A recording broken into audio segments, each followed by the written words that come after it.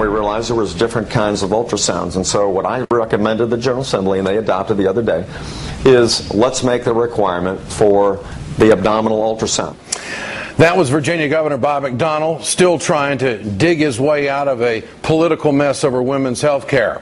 McDonnell originally supported a bill that would require women seeking an abortion to undergo a highly invasive transvaginal ultrasound. No exceptions, even in the cases of rape and incest.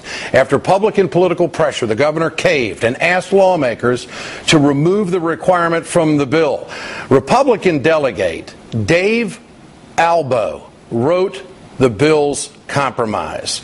Albo's compromise requires a less invasive but still mandatory external ultrasound to be performed.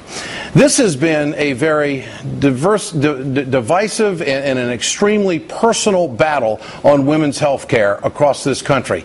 And in the very midst of this highly charged and emotional debate, Albo, Mr. Compromise, took to the floor of the Virginia legislature and turned the idea of state-sponsored rape into a punchline.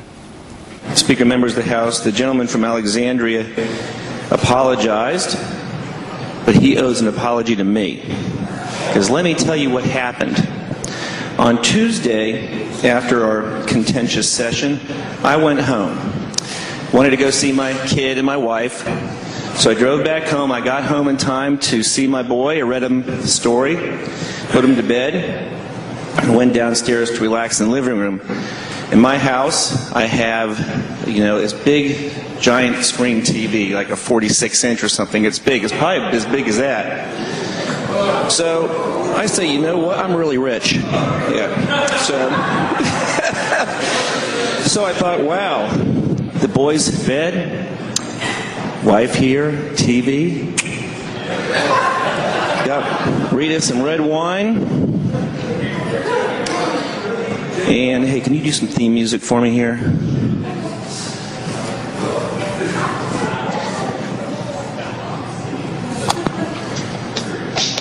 Where is it?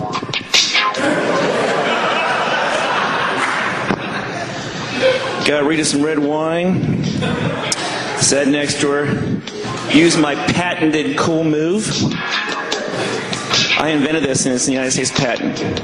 I went, oh, I'm so tired.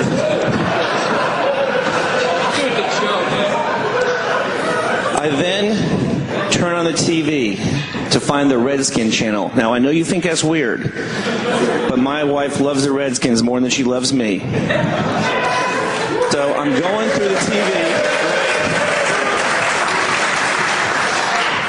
Got my theme music going, my red wine, looking at the Washington Redskins, and I start flipping through the channels. And through the channels, you have to get through the news stuff. And all of a sudden, on my big screen TV comes this big thing and a picture of a bill that has Albo on it. I went, wow, holy smokes, my name is big as a wall. And the very next scene was a gentleman from Alexandria's face, as big as my wall, going, Trans-V, and just Trans-V this and Trans-V that, and they hate women, and we're gonna, in that bill, she killed them because she didn't go far enough, she's crazy, and just goes on and on and on. And I'm like this with my wife, and the show's over, and she looks at me and she goes, I gotta go to bed.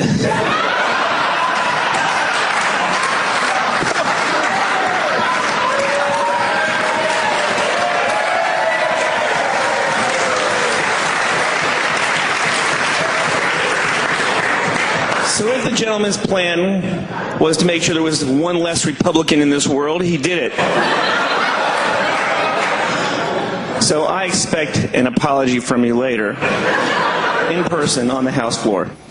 Well, it's the good old boys club, isn't it? In Virginia, women's health care has been reduced to a joke. The callous attitude displayed by that lawmaker underscores the fight women have politically in this country in 2012. Let's bring in the president of the National Organization for Women, Terry O'Neill, and also the co-creator of The Daily Show, Liz Winstead, author of Liz Free or Die. Liz, I'll ask you first, your reaction to that. Well, the boys club tone was completely shocking, but the man couldn't even say transvaginal. I mean, this is literally this invasive procedure that even McDonald said would probably violate the Fourth Amendment, search and seizure. He can't even say it. These men, they look like men boys. They do. They look like children who have no idea the ramifications of what they're legislating, or even what any of it. And but what about the callous attitude, the freewheeling callous attitude, like it's really no big deal for women? Well, and that's what it feels like. It's a joke, and the trans this, and I'm on my big TV, and now my wife won't have sex with me because, and it was just like, are you kidding me? This is what goes on in the Virginia legislature? Terry O'Neill, what does this signal to women across the country about the attitude that some lawmakers have? We have a lot of work to do. The delegate should understand the word is vagina. Yeah. And his state-sponsored rape law required a trans-vaginal probe and a trans-vaginal ultrasound. And his so-called compromise is nonetheless a violation of women's fundamental rights. And by the way, the Fourth Amendment, I know, search and seizure, the law would have forced doctors to perform a rape, a penetration without consent. That's how the FBI defines rape. That's what it would have been.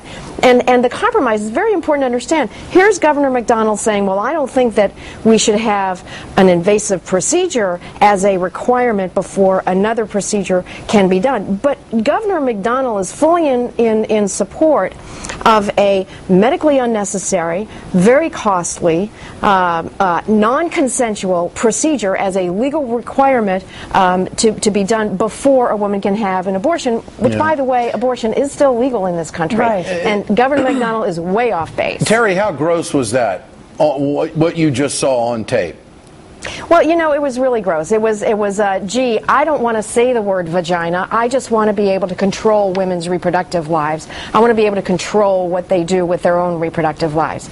It's offensive, and it shows that we have an awful lot of work to do to remove delegates like this gentleman from the Virginia legislature, certainly to remove Governor McDonald from the governor's house, and all across the country to remove these extreme right-wing ideologues who are either playing politics with women's health or seriously think it's okay to deprive women of health care. And this week, 7 Republican states' attorneys general filed suit challenging the Obama administration on its birth control policy. They claim the policy violates the First Amendment. Legal experts say it's a political stunt. Liz, what's your response to this? Well, I mean, Scalia said it 20 years ago. You know, not everything that offends your religious beliefs is necessarily unconstitutional. You know, this isn't asking one particular group or singling out one particular group. It's saying you just got to comply with everybody. Yeah. You know, and so it's a big a big waste of taxpayers' money on the backs of women begging for some dignity because they happen to be sexual beings. It's amazing. And of course, next week the Senate's going to be voting on the Blunt Amendment, which of course will be put in of all places, the transportation bill. And of course, the Democrats are saying, bring it on. I mean, this is a political fight that they definitely want.